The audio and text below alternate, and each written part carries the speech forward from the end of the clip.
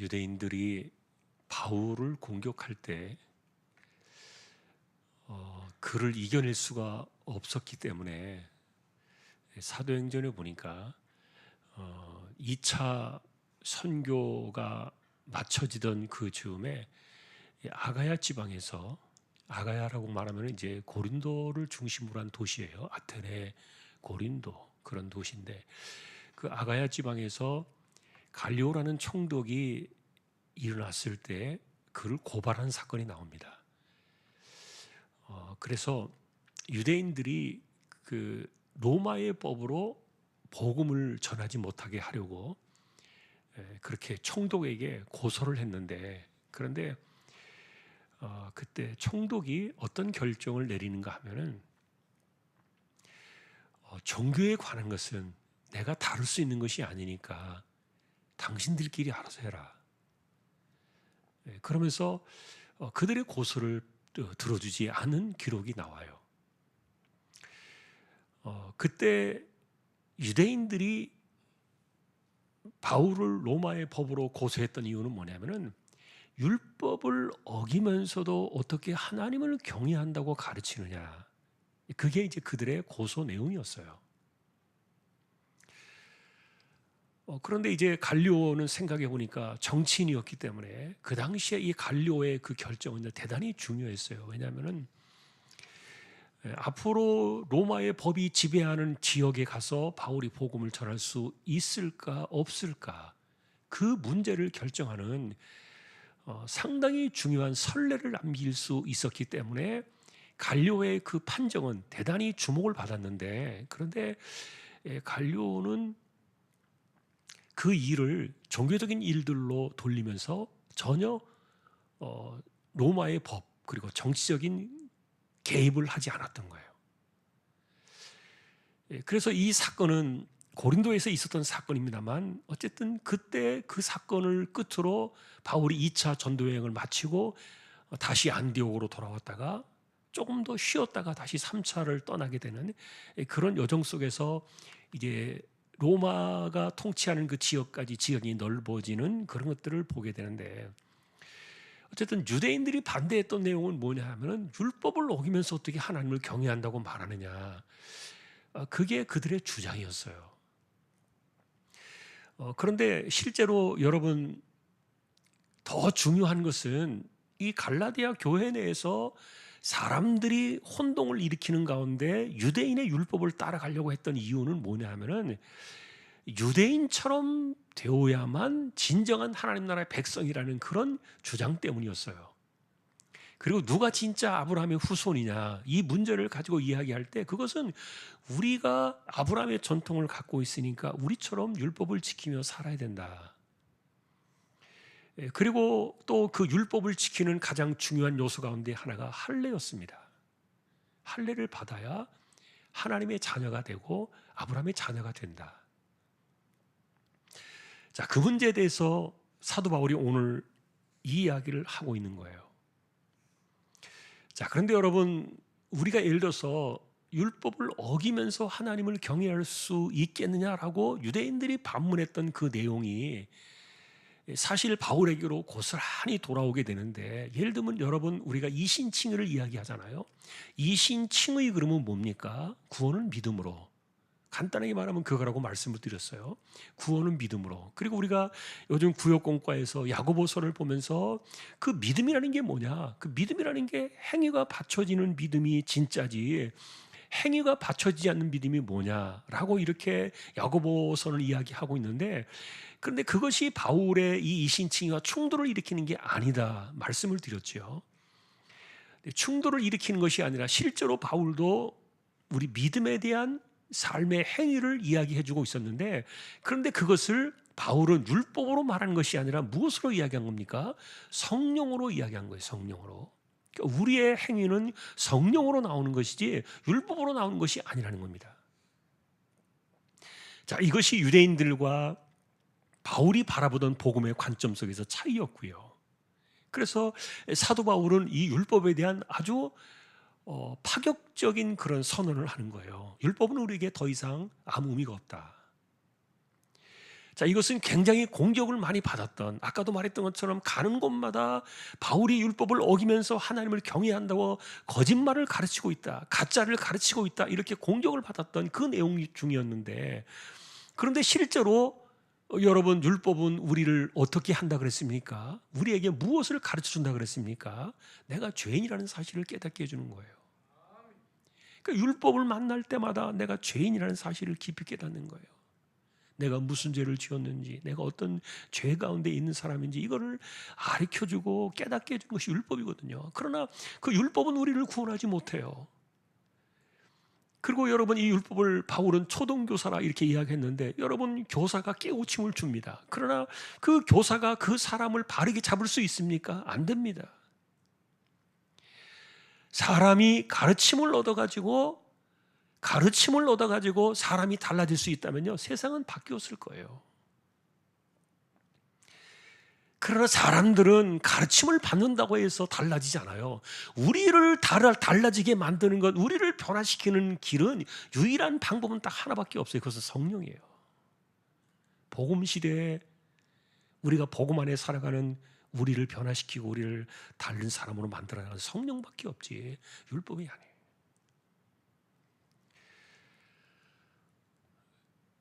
자, 그래서 이런 문제 때문에 이제 마음속에 항상 이 율법과 삶에 대한 문제가 부딪히고 있는 충돌을 여러분들도 아마 느끼면서 계속 들어도 혼동을 일으키고 혼란을 가져올 수 있는 분들이 계실 텐데, 그래서 성령으로 살아간다는 것은 율법을 무시해버리는 것이냐? 아니에요. 율법을 이루는 것이고 율법을 완성하게 되는데, 그런데 그것은 우리의 정죄 사건이나 우리의 구원 사건과는 아무런 문제가 없는 거예요. 예를 들면 여러분, 우리가 생각해 봅시다.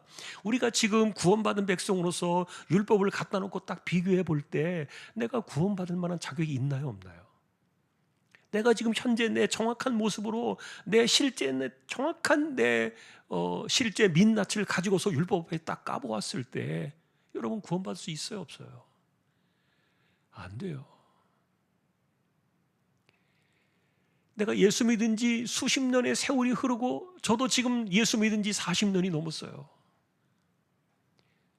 50년 이렇게 이상 됐거든요. 저도 50년이 훨씬 넘었거든요. 근데 그 오랜 그 믿은 세월이 저를 변화시키고, 그리고 그 오랫동안 믿은 세월이 저를 구원에 이르도록 만들어주나요? 안 된다니까요. 소용이 없어요. 이미 우리는 그리스도로 옷을 입고, 내가 구원받는 것은 내가 그리스도와 연합하여 내가 세례받고 나를 구원하신 그분의 그 구주되심을 내가 고백하고, 내가 그분과 연합해서 내가 하나가 되었기 때문에, 그래서 내가 그리스도로 옷을 입고 성령이 내 안에서 역사하시기 때문에 내가 구원을 받은 것이지, 지금도 이렇게 수십 년의 세월이 흘렀어도요, 내가 내 자신을 만약에 성령을 떼어놓고 생각하면은 내가 구원받을 수 있는 조건은 하나도 없어요. 아무것도 구원받을 만한 그런 조건이나 자격이 없어요. 그리고 지금도 율법 앞에 서면은요, 율법대로 살아갈 수 있는 능력이 없다니까요. 힘이 없다니까요. 안 된다니까요. 제가 무슨 재주로 이 율법을 이겨내고 율법을 지킬 수 있겠냐고요. 그 숱한 바리새인, 수많은 서기관들, 그리고 율법사들, 수많은 제사장들, 그 오랜 세월 동안에 그들이 그렇게 뼈를 깎는 아픔을 가지고 율법을 피를 쏟아내면서 붙들었을지라도 다 망해버렸잖아요. 안 되는 거예요. 율법은 우리에게 뭘 가르쳐 줍니까? 너는 망할 수밖에 없는 사람이야. 너는 그리스도 없으면 죽었다 깨어나도 절대로 구원받지 못해. 너는 그리스도가 없다면 너는 절대로 하나님의 자녀가 될 수 없어. 이거를 뼈저리게 깨닫게 해주는 것이 율법일 뿐이지, 그건 우리에게 구원을 주지 못해요. 그래서 오늘 구원 이전과 구원 이후를 비교하면서 바울은 율법에 대한 이야기를 우리에게 가르쳐주고 있는 거예요. 우리가 율법을 바라보는 관점들을 생각하는 거예요. 여러분, 그래서 우리는 그리스도 안에서 우리가 갖고 있는 이런 율법에 부딪히는 이 수많은 연약함과 허물과 우리의 죄는요, 이게 다 어디로 가버렸습니까? 어디로 갔냐고요, 우리의 이 죄가. 그 저주의 나무에 쏟아졌잖아요. 저주의 나무에. 유대인들이 그토록 이 십자가를 기피했던 이유 가운데 하나가 뭡니까? 어떻게 하나님의 아들이 저주받은 나무에 매달릴 수 있느냐? 어떻게 하나님의 아들이 그 저주 아래 죽을 수 있느냐? 이것 때문에 그들은 기피했던 거예요. 유대인들이 그것을 받아들이기가 어려웠던 거예요. 그런데 실제로 우리가 율법을 만나고 우리 자신을 깨달을 때 우리의 죄가 다 어디로 갔냐고요? 그게 다 어디로 돌아갔냐고요? 이게 그리스도의 십자가에 다 쏟아부어진 것이 아닙니까? 하나님의 아들이 그것 때문에 해결하려고 오셔가지고 피를 쏟은 것 아닙니까? 거기에 다 들어갔다니까요. 그러니 더 이상 율법은 우리를 정죄하지 못해요. 정죄하지 않는다 그랬어요. 성경에서 분명히 기록하고 있잖아요. 더 이상 율법은 우리를 정죄하지 않는다. 다만 그러나 율법은 우리가 지금도 율법을 만날수록 우리가 어떤 존재인 것을 계속 깨닫게 해주는 거예요. 그래서 우리는 율법을 통해서 우리 자신이 드러날 때마다 더욱더 우리는 뭘 붙잡습니까? 십자가를 붙잡는 거예요. 내가 살 길은 그거밖에 없으니까. 내가 살아날 수 있는 길은 그것밖에 없고, 내가 믿어온 세월, 내가 알아온 성경의 지식, 그리고 내가 살아왔던 수많은 일들, 이런 것들요, 아무리 헌신과 봉사와 수많은 삶을, 충성된 삶을 쌓아놓는다 할지라도요, 절대로 그것 가지고 율법의 한 터럭도 이룰 수 없어요. 못 쫓아갑니다. 그러니까 그런 생각 때문에 바리새인들이 망하는 거 아닙니까? 자기 기준을 가지고 요 정도 하면은 됐다고 생각되어지는 그 기준 때문에 바리새인들이 망하는 길을 간 거예요. 서기관들이 망했던 거예요. 여러분, 구원 이전과 이후를 바라보는 율법의 관점 속에서 우리는 명확하게 그 부분들을 생각해야 돼요. 우리는 어디에 있느냐는 거예요. 율법 아래로 돌아가면 안 돼요. 자꾸 율법 아래로 돌아가서 율법을 가지고서 세상을 판단하고 사람들을 판단하고 교회를 판단하고 이렇게 모든 것들을 판단하고 정죄하기 시작하면요, 그것은 다시 자꾸만 돌아간다니까요. 왜요? 우리가 지금 그리스도를 구주로 영접하고 고백하고 우리가 그리스도로 옷을 입고 그리스도의 이름으로 세례를 받고 성부 성자 성령의 이름으로 세례를 받고 성령이 우리 안에 오실 때 우리의 이 죄는 다 어디로 갔다고요? 십자가에 갔다니까요. 그리스도로 옷 입었다는 말이 뭡니까? 그분의 의가 우리에게 그냥 더 전가된 거예요. 우리에게 그냥 덧입혀진 거예요. 나는 아무것도 한 것이 없어요. 내가 구원의 은혜를 받고 난 이후에도 여전히 마찬가지예요. 지금도 여전히 우리에게는 이 구원의 그 전가된 의가 있을 뿐이지. 그러니까 그리스도인들은 세월이 오르고 시간이 지날수록 은혜를 깨달으면 더욱더 어떻게 돼요? 자꾸만 낮아질 수밖에 없어요. 겸손해질 수밖에 없고요. 그리고 자꾸만 자기를 낮출 수밖에 없는 거예요. 뭔가 이렇게 고개를 쳐들기 시작하고 뭔가 남이 이렇게 모든 것들에 대해서 정죄할 거리가 자꾸 생겨나고 눈에 보이기 시작하는 것은요, 내가 그만큼 고개를 들기 시작했다는 말이에요.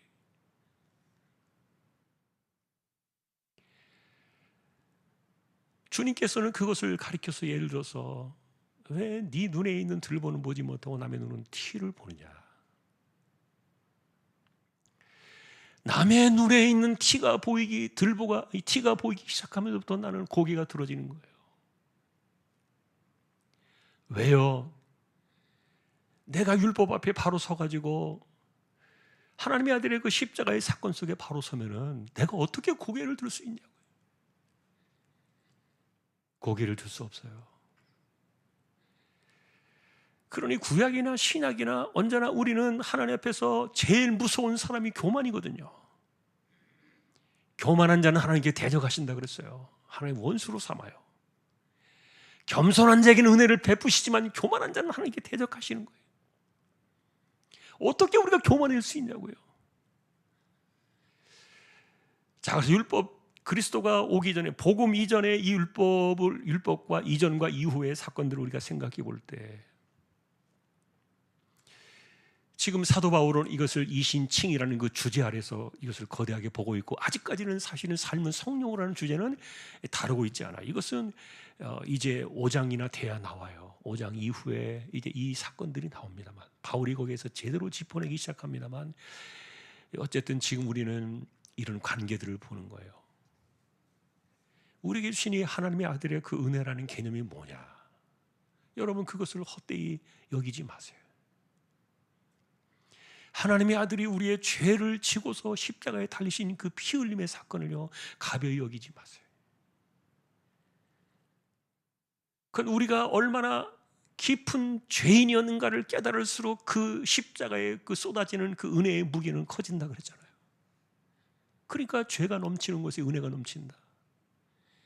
죄를 더 많이 지으란 얘기가 아니라 내가 얼마나 죄인인가를 깨달을수록 은혜의 사건이 커진다니까요. 이거는 반비례하는 거예요, 거꾸로. 그래서 여러분, 우리가 오늘 이 바울이 이야기하고 있는 이런 의도들을 바라보면서 우리는 율법으로 돌아가면 안 된다. 우리 안에 성령을 받지 않았느냐? 우리가 어떻게 성령을 받고, 우리가 어떻게 하나님의 자녀가 되었고, 우리가 어떻게 아브라함의 후손이 되었는가? 그러니 어떻게 이 유대인이나 이방인이나 헬라인이나 종이나 자유자나 남자나 여자나 어떻게 다 똑같이 그리스도 예수 안에서 하나가 될 수 있냐고요. 만일에 어떤 대상들을 놓고서 조건이나 자격을 심사를 하면서 그것에 점수를 매겨가지고 했다면 하나가 될 수 없겠죠. 그러나 제가 받은 은혜나 여러분들이 받으신 은혜나 우리가 받는 모든 은혜는 다 똑같은 거예요. 그러니 이 은혜를 저버리지 마라. 3장에서는 그래서 사도 바울이 이것 때문에 가슴을 치면서 말했어요. 왜 다시 돌아가려고 하느냐? 왜 자꾸만 이 거대한 십자가의 이 놀라운 은혜를 저버리고, 이것을 알고 내가 예수를 믿게 되었고 이 안에서 내가 살아가기 시작했는데, 내가 그 안에서 은혜를 받고 내가 그 안에서 하나님의 종으로 살아가고 이렇게 헌신하면서 그 믿음의 힘으로 살아가고 있는데 왜 자꾸만 거꾸로 율법으로 돌아가려고 하느냐? 이게 3장에 나와 있는 내용이에요. 오죽하면 이렇게 이야기했습니다. 어리석도다 갈라디아 사람들아, 예수 그리스도께서 십자가에 못 박히신 것이 너희 눈앞에 밝히 보이고는 누가 너희를 꾀더냐? 너희가 이같이 어리석으냐? 성령으로 시작했는데 이제는 육체로 마치려고 하느냐? 왜 자꾸 우리의 시각과 관점을 육체로 가져가려고 하느냐? 율법으로 가져가려고 하느냐? 성령을 주신 것이 우리가 내가 잘나서 성령을 받은 것이냐? 아니면 믿음으로냐? 사실 이 이야기는 바울이 전투에서 마치 싸우는 그 군사와 같은 심정으로 이거를 토해내고 있는 거예요. 갈라디아서는 그래서 우리가 전투 성경이라고 이야기하잖아요. 전투 성경.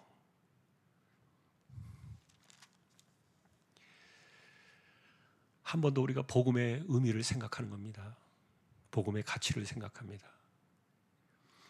여러분이 생각하는 것 이상의 그 하나님의 아들이 십자가에서 달리신 은혜의 사건은요, 상상을 초월하는 거예요. 그러니 우리가 자꾸만 잘못해서 그 십자가의 은혜를 갖다가 그것을 저버리고 거기에다가 우리가 때로는 이렇게 먹칠을 하고 또 그 은혜를 가벼이 여길 수도 있고 이렇게 하는데, 이런 것에 대해서 정말 피를 토하는 심정으로 갈라디아 3장에서 그 이야기를 전해 주었던 거예요. 이제 그 이야기들이 이제 4장에서는 성경적인 논증으로 이렇게 나옵니다만, 그러니 여러분, 우리는 다 뭐예요? 우린 다 죄인이다. 그걸 말해야 돼요. 제가 우리 전교연수를 갔을 때 그랬어요. 사람들이 하나님의 아들이 우리를 위해서 대신에 십자가에 죽으신 것에 대한 감사는 드리지만, 그것에 대해서 우리가 신앙을 고백하지만, 믿음을 고백하지만, 그러나 그 십자가에 죽으신 그 하나님의 아들을 죽게 한 원인은 나다. 내가 죽인 것이다. 생각을 잘 안 해요.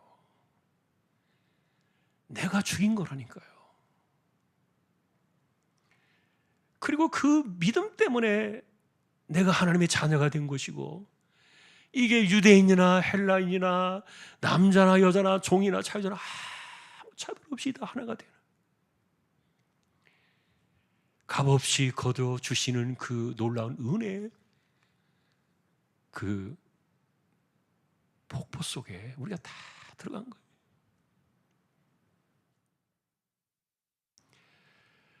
그러니 여러분, 사실은 우리가 감당할 수 없는 은혜를 생각해야 되니까 이중성을 늘 생각해요. 성경을 만날 때마다 우리는 뭘 생각해요? 내가 잘 살아야 되겠다, 잘해야 되겠다, 이런 다짐도 중요하지만, 그러나 그것 가지고 안 된다니까요.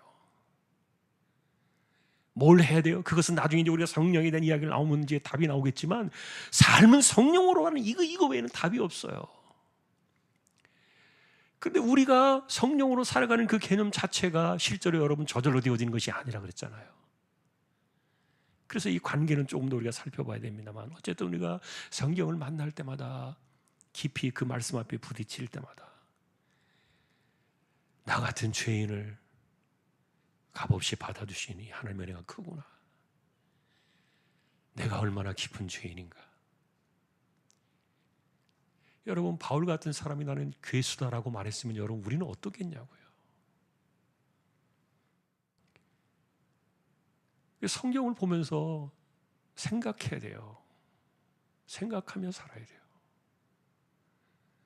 복음 안에서 우리가 만나는 우리의 고백은 그밖에 없어요. 나는 죄인입니다.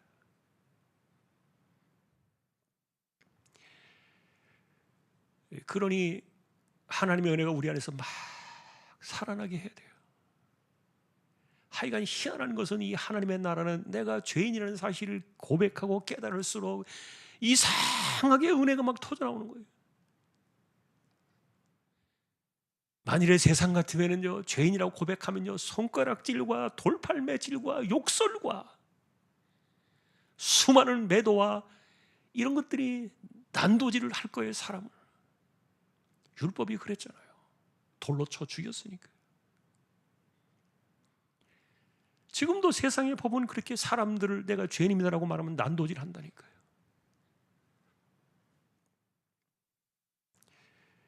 그러나 하나님의 나라에서는 내가 죄인입니다라고 말할 때 막 은혜가 쏟아져요.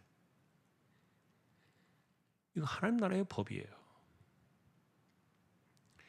그게 다 우리가 그리스도로 옷을 입었는데 그분이 행하신 십자가의 사건 때문에 내 안에서 역사하는, 내 안에 누리는 그런 은혜의 사건들. 자, 오늘도 우리는 이것을 바라보면서요, 우리가 어떻게 하나님의 자녀가 되었는가, 그리고 우리가 어떻게 아브라함의 자손이 되었는가, 그리고 나는 어떻게 그리스도 안에서 하나가 되었는가, 이런 것들을 한 번 더 생각해 보고요, 우리에게 주신 그 은혜가 얼마나 큰가. 감사합니다, 하나님. 내게 주신, 거둬주신 이 은혜가 너무도 큽니다. 내가 감당할 수 없습니다. 죽을 때까지 충성한다 해도 그거는요, 절대로 세 발의 피예요. 세 발의 피가 뭡니까? 하나님의 나라의 그 은혜의 사건 속에 점 하나 찍을 수 없어요. 안 돼요. 그래, 평생 하나님 감사합니다. 은혜를 주셔서 감사합니다. 그게 우리를 살아가게 하는 거예요.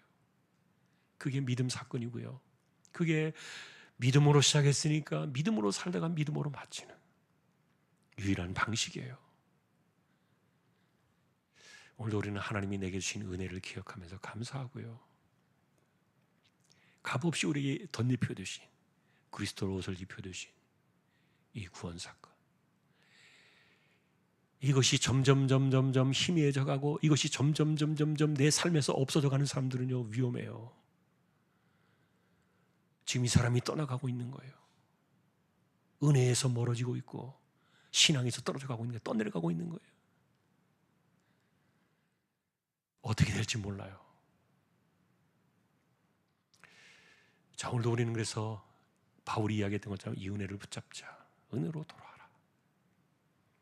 한 번 더 이것을 기억하면서 오늘도 기도로 나아가는 우리 모두가 될 수 있기를 소망합니다. 오늘도 우리가 여러분 교회 청운동을 해서 기도해 주시고요.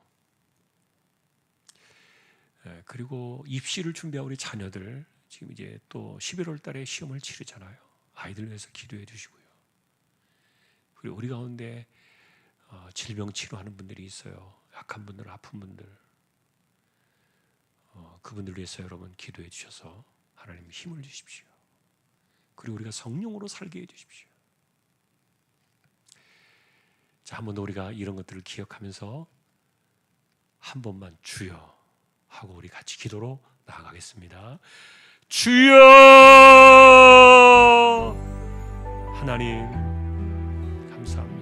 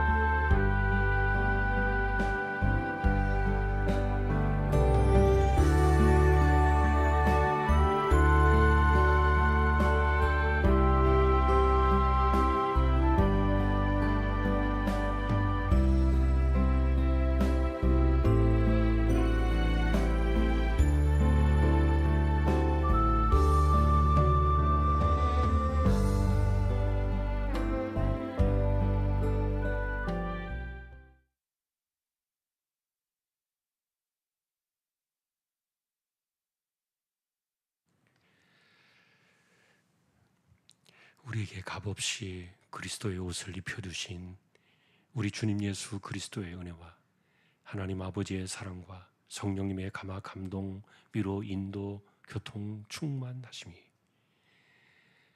우리로 하여금 은혜 가운데 살게 하시고 부족한 인생들을 이기기 위하여 성령을 따라 살기를 소망하는 그 힘을 주시기를 원하는 우리 모든 심령들, 조항의 가족들 위해 이제로부터 영원까지 함께 있을지어다. 아멘.